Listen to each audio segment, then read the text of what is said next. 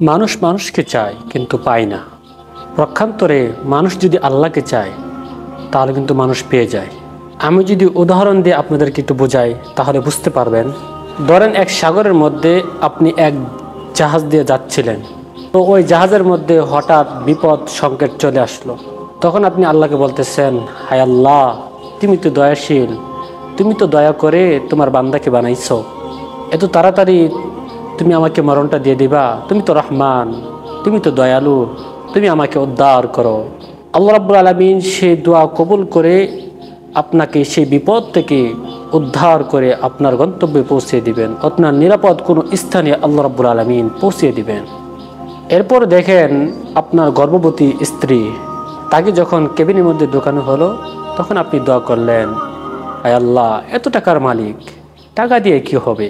আল্লাহ, তোমার কাছে ফরিয়াদ, আমার স্ত্রী আমার সন্তান সহি সালামতে আমার সামনে ফিরিয়ে দিও। আমার চোখের সামনে যেন আমি দেখতে পাই সহি সালামতে তুমি আমার চোখের সামনে ফিরিয়ে দাও। দেখেন, আল্লাহ আপনার কথা শুনলো, সহি সালামতে সুস্থভাবে আল্লাহ রাব্বুল আলামিন তোমার চোখের সামনে তোমার স্ত্রী তোমার সন্তান ফিরিয়ে দিল। কিন্তু আপনি যে আপনার রবকে স্মরণ করলেন সেটা কোন সময়? আপনার বিপদের সময়। কিন্তু আপনি যখন সুখের মধ্যে থাকেন, আপনি যখন আনন্দের মধ্যে থাকেন, তখন কি আপনি আল্লাহকে স্মরণ করেন?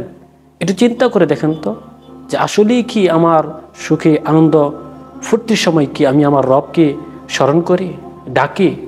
ধরেন আপনার একজন মন্ত্রীর সাথে আপনার সম্পর্ক খুব ভালো, আপনি একটি বিজনেস করতেছেন, বিজনেস উদ্বোধন করবেন, তখন ওই সময় যদি আপনার ওই মন্ত্রীকে স্মরণ না করেন তাহলে পরবর্তী সময় কিন্তু আপনি আপনার ওই মন্ত্রী থেকে ভালো কিছু পাবেন না। ওই মন্ত্রী কিন্তু পরবর্তী আপনাকে হেল্প করবে না। পক্ষান্তরে আপনি যখন আপনার কোনো ভালো কাজের মধ্যে আপনি তাকে ডাকবেন, পরবর্তী আপনার ডাকে অথবা আপনার পরবর্তী কোনো বিপদে ওই ব্যক্তি থাকবে, সাড়া দিবে।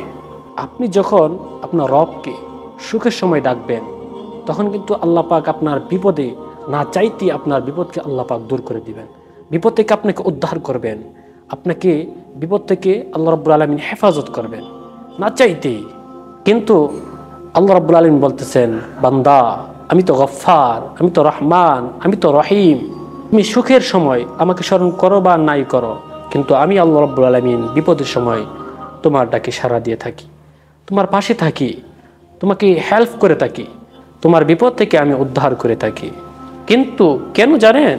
কিন্তু আল্লাহ রাব্বুল আলামিন বলেন যে আমি তোমাকে সৃষ্টি করিয়েছি, আমি তোমাকে বানিয়েছি, আমি আমার বান্দার কষ্টকে সহ্য করতে পারি না। আমার মনে আশা যে আমার বান্দা যে কোনো সময় যে কোনো মুহূর্তে আমার প্রতি ফিরে আসবে, সঠিক রাস্তায় ফিরে আসবে, ইহদিনাস সিরাতাল মুস্তাকিমের রাস্তায় ফিরে আসবে। আমি তাদেরকে যে পথ দিয়েছি, আমি তাদেরকে যে কোরআন মাজিদ দিয়েছি সেই পথে সে ফিরে আসবে।